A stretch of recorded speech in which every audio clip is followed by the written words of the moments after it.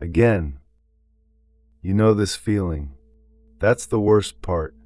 You've been here before. You recognize the weight of it, the specific way it settles, the exact place it sits in your chest. You've done this already. You thought you were past this. And here you are again. Not dramatically. Nobody would know from looking at you. You're not visibly falling apart. You're just, quietly, coming undone again in that way that only you can feel. Behind everything, underneath everything, while life carries on around you completely unaware. You thought last time was the last time. You really did. It wasn't. And standing here again, in this exact place, might be the loneliest feeling there is.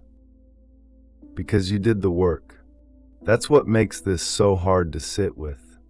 You didn't just wait for it to pass last time. You tried. You got up. You kept going. You put one foot in front of the other on the days it felt impossible, and you did it anyway. And slowly, quietly, things started to feel a little more manageable, a little less heavy. You thought that meant you were through it. And then something shifted. Maybe you know what it was. Maybe you don't. Maybe it was one small thing that shouldn't have mattered as much as it did. Maybe it was nothing at all. But something moved, and here you are again, back in the same place, carrying the same weight, feeling the same specific hollow in the center of your chest that you thought you'd felt for the last time. And on top of the pain, there's something else now. Something that wasn't there the first time. This quiet, exhausting shame of being back here. Like you failed some test you didn't know you were still taking. Like everyone else manages to move forward and stay there, and you keep sliding back to the same place on the floor. You start questioning everything you thought you'd figured out. Was any of it real progress? Did you actually heal anything, or just get better at hiding it? Did you just postpone this? Was it always going to come back around? The questions don't have answers. They just sit there alongside the pain, making everything heavier.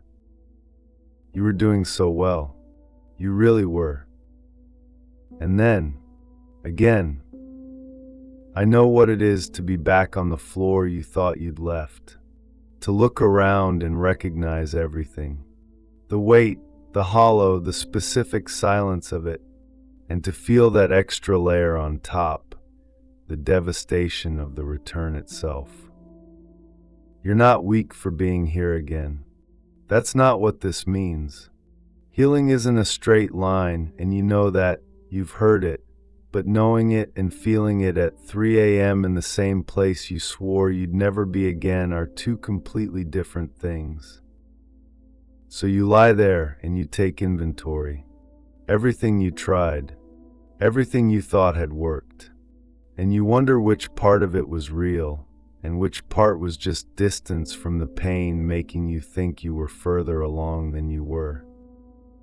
That questioning is its own kind of devastation, because it doesn't just hurt now. It retroactively hurts the good days too.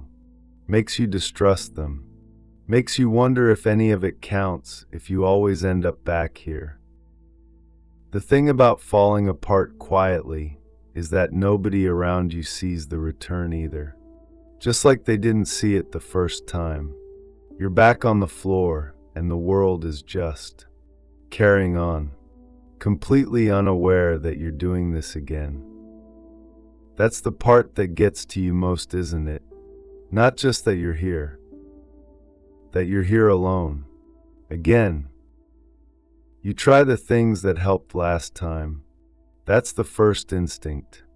Go back to what worked. Except nothing feels the same this time around. The same actions feel hollow. Like going through motions you've already gone through.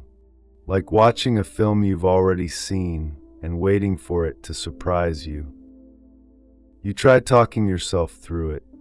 reminding yourself that you got through it before so you can get through it again. And somewhere underneath you know that's true, but knowing it and feeling it are completely different things. Right now it just feels like a fact that belongs to someone else. Well, you try just functioning, keeping the routine intact, getting up, showing up, going through the sequence of the day. I've done that, held everything together on the outside while quietly coming apart on the inside. It works just enough to get you through, just enough to keep anyone from noticing. You try not being angry about being here again. That's the hardest one, because there's a specific anger that comes with the return. Not hot anger, quiet anger. The kind that just sits there underneath everything asking why.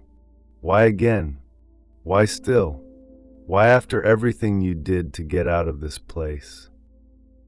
The anger doesn't get an answer either.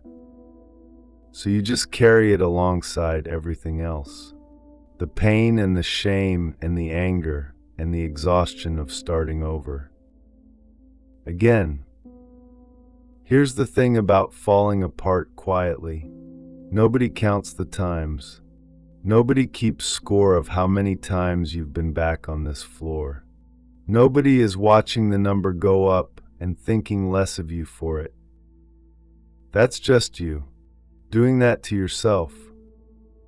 I've been back on this floor more times than I planned for, and every time it felt like proof of something, like evidence of a fundamental failing. I'm not sure it is. I'm not sure it means what we think it means in the dark.